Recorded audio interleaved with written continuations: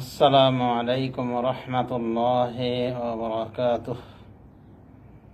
আলহামদুলিল্লাহ রাব্বিল আলামিন, ওয়াসসালাতু ওয়াসসালামু আলা নবিয়িল আমিন নবিয়িনা মুহাম্মদ ওয়া আলা আলিহি ওয়া সাহবিহি আজমাইন ওয়াত্তাবিঈনা লাহুম বিইহসানিন ইলা ইয়াউমিদ্দিন, আম্মা বা'দ। সম্মানিত সুধী, আপনাদের নিকটে আমি আবার আসলাম একটি বিষয় শেয়ার করার জন্য। বিষয়টি হলো যাকাতুল ফিতরকে কেন্দ্র করে। প্রথমত আমরা সাব্যস্ত করেছি রাসূলুল্লাহ সাল্লাল্লাহু আলাইহি ওয়াসাল্লামের হাদিস দিয়ে যে যাকাতুল ফিতর এর বিধান হলো যে এটি ফরজ ইবাদত। রাসূলুল্লাহ সাল্লাল্লাহু আলাইহি ওয়াসাল্লাম এটি ফরজ করেছেন, যা ইবনে ওমর রাদিয়াল্লাহু আনহুর হাদিস দ্বারা সুস্পষ্ট। তিনি বলেছেন, ফরজ রাসূলুল্লাহ সাল্লাল্লাহু আলাইহি ওয়াসাল্লাম যাকাতুল ফিতর। রাসূলুল্লাহ সাল্লাল্লাহু আলাইহি ওয়াসাল্লাম যাকাতুল ফিতরকে ফরজ করেছেন। অন্যভাবে যাকাতুল ফিতর আদায় করতে হবে ঈদের পূর্বে। ঈদের পরে আদায় করলে বিনা ওজরে এই আদায় বলে গণ্য হবে না যাকাতুল ফিতর হিসেবে, তবে এমনি সাধারণ দান বলে গণ্য হবে। তো যা হোক, এই বিষয়ের দিকে আমি আর বিস্তারিত যাচ্ছি না। আগে যা বলেছে তাই যথেষ্ট ইনশাল্লাহ।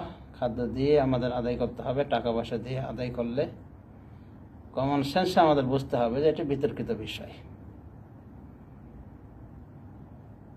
এই বিষয়টি বিতর্কিত হয়ে যাবে, কিন্তু খাদ্য দিয়ে আদায় করলে কোনো মায়ের সন্তান নাই যে বলবে যে যাকাতটা আপনার হয়নি। তাহলে বিতর্কিত পথে হাঁটবেন কি জন্যে?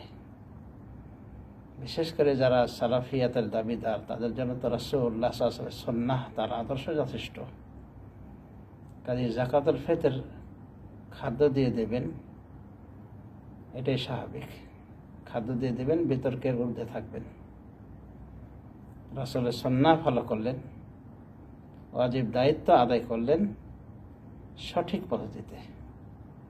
বিতর্কে না জড়িয়ে আপনি সঠিক পদ্ধতিতে আদায় করেন, এটাই তো আপনার দ্বারা কম। আর আপনি বিভিন্ন যুক্তির ঘোড়া তাড়াবেন দলের উপস্থিতিতে। মনে রাখবেন, আউয়ালু মা কাসা ইবলিস। কাজেই বেশি ভালো অবস্থান নয় এটা। রাসূলুল্লাহ সাল্লাল্লাহু আলাইহি ওয়াসাল্লামের সুস্পষ্ট হাদিস থাকার পরে এদিক ওদিক ঘোরা, ডানে বামে ঘোরা, এগুলো সঠিক নয়। পূর্ব যুগের যে সমস্ত উলামায়ে কেরাম, আকাবের, যারা হাদিসের বিপরীতে কথা বলেছেন, আমরা তাদের এটা ইজতিহাদ ফারদি বলে ধরে নেব, বিচ্ছিন্ন ইজতিহাদ। এই জন্য তারা মাযুর। কিন্তু যারা ইজতিহাদের যোগ্য না, এরপরে ইজতিহাদ করবে বা এই সমস্ত বিরল আকওয়ালের সাহারা নিয়ে রাসূলুল্লাহ সাল্লাল্লাহু আলাইহি ওয়াসাল্লামের সুন্নাহের বিরুদ্ধে অবস্থান করবে, এটা অবশ্যই আপত্তিকর বিষয়।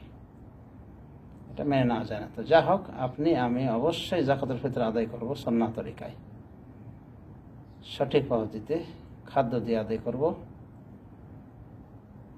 মূল্য দিয়ে নয়।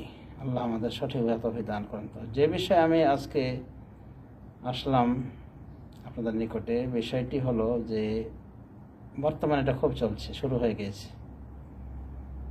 যে যাকাতুল ফিতর আদায় করতেছে রকমারি খাদ্যের সমাহারের মাধ্যমে। যেমন অল্প কিছু খেজুর, অল্প কিছু চিনি, সেমাই, তারপরে চাল, এগুলো মিলে 2.5 কেজি পুরাই দিয়ে যাকাতুল ফিতর বের করছে। তো এই যাকাতুল ফিতর এভাবে আদায় করা সঠিক কিনা? এই পদ্ধতিতে যাকাতুল ফিতর আদায় করা, আমি যতটুকু বুঝেছি, অবশ্যই সুন্নাহর খেলাফ।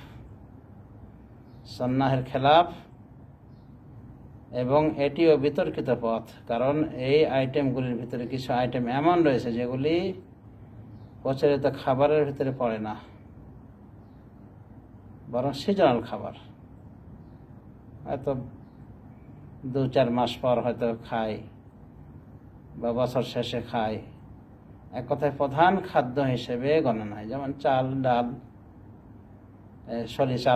চালের কথা বলতেছি, চাল তো অবশ্যই প্রধান খাদ্যের ভেতরে, কিন্তু চিনি, তারপরে সেমাই, ঘি ইত্যাদি, তো এগুলি থেকে আমাদের বিরত থাকা উচিত।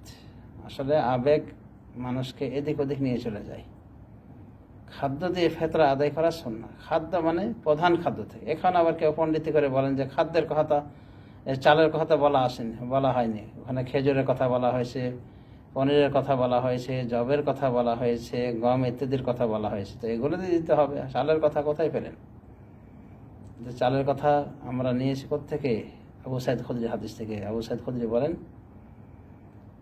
কুন্না নুখরিজু আলা আহদি রাসূলিল্লাহ সাল্লাল্লাহু আলাইহি ওয়াসাল্লাম সাআন মিন তাআম, আমরা রাসূলুল্লাহ সাল্লাল্লাহু আলাইহি ওয়াসাল্লামের জামানাতে সাদাকাতুল ফিতর, যাকাতুল ফিতর আদায় করতাম 100 খাদ্য থেকে। এরপরে উনি বলছেন আমাদের খাদ্য ছিল খেজুর, জব, পনির ইত্যাদি। তো তাম থেকে আদায় করতেন। তাম মানে কি? খাদ্য। সুতরাং এখান থেকে উলামায়ে কেরাম দলিল নিয়েছেন যে খাদ্য থেকে আদায় করতে হবে, অর্থাৎ প্রধান খাদ্য প্রত্যেক দেশের। তো আরব দেশের প্রধান খাদ্য ছিল এগুলি, সেই হিসেবে বলা হয়েছে। আবু সাইদ খুদরি ওই নামগুলি নিয়েছেন। তাই আমাদের দেশের প্রধান খাদ্য হিসেবে আমরা চালের নাম নিতেই পারি, স্বাভাবিক, কারণ এটাই প্রধান খাদ্য। তো যা হোক, তো এই প্রধান খাদ্যের সাথে যে অ্যাড করা হচ্ছে এভাবে, কিছু খেজুর দিয়ে দেওয়া হচ্ছে, কিছু সেমাই, চিনি, উদ্দেশ্য কিন্তু খুব সৎ, কিন্তু এরপরও এটা কিন্তু সুন্নাহ মোতাবেক হলো না। কারণ এমন কিছু খাদ্য এখানে অ্যাড করা হয়েছে যার ফেতরাটা বিতর্কিত। তো কেন এই বিতর্কের কথা হাঁটবেন? হ্যাঁ, আপনি সাদাকাতুল ফিতর 2.5 কেজি চাল দিয়ে দেন, এবং সাথে আপনি এগুলো দিতে পারেন, সেমাই দেন, চিনি দেন, এটা আপনার ব্যাপার, এটা আম সাদকা বলে গণ্য হবে। কিন্তু সাদাকাতুল ফিতরকে আপনি বিতর্কিত করবেন না এ জাতীয় বিষয় ম্যাটেরিয়াল ঢুকিয়ে। তো অতি আবেগীরাই অনেক সময় গর্তে পড়ে। কিছু আবেগ যান গর্তে পড়েছে যে হ্যাঁ, বর্তমান জামানায় এখন ওই টাকা দিয়ে দেওয়াটা উত্তম দিয়ে যে কত বড় বেয়াদবি করেছে তারা, এটাকে বুঝতে পেরেছে। বোঝার মতো জ্ঞানের প্রচুর অভাব রয়েছে। যেটা রাসূলের সুন্নাহ নাই, রাসূল সাল্লাল্লাহু আলাইহি ওয়াসাল্লাম থেকে সুন্নাহ হিসেবে প্রমাণিত নাই, সেটাকেই বলা উত্তম। আর রাসূলুল্লাহ সাল্লাল্লাহু আলাইহি ওয়াসাল্লাম থেকে যেটা প্রমাণিত, সাহাবায়ে কেরাম থেকে যেটা প্রমাণিত, সেটাকে বলা যে না, এখন বর্তমান যুগে এটা ঠিক না, বা এটা উত্তমের খেলাফ। আর উত্তমটা হলো ওর পেট বানানোর পদ্ধতি, টাকা দিয়ে ফিতরা আদায় করা।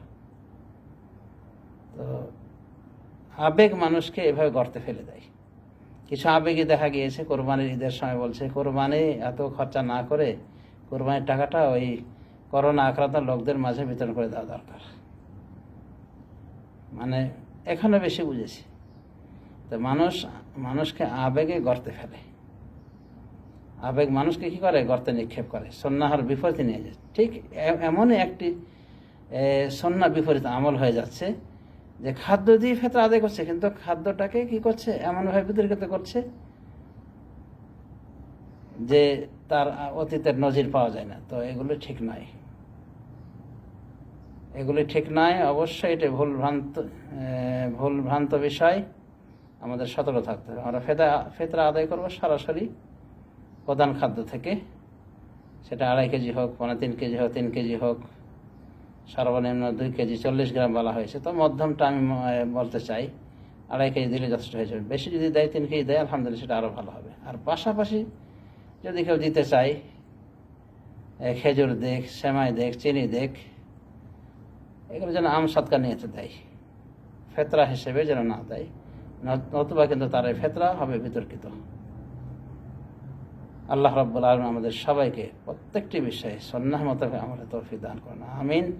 সাল্লাল্লাহু আলা নবিয়্যিনা মুহাম্মদ ওয়া আলা আলিহি ওয়া সাহবিহি আজমাইন। আসসালামু আলাইকুম ওয়া রাহমাতুল্লাহি ওয়া বারাকাতুহু।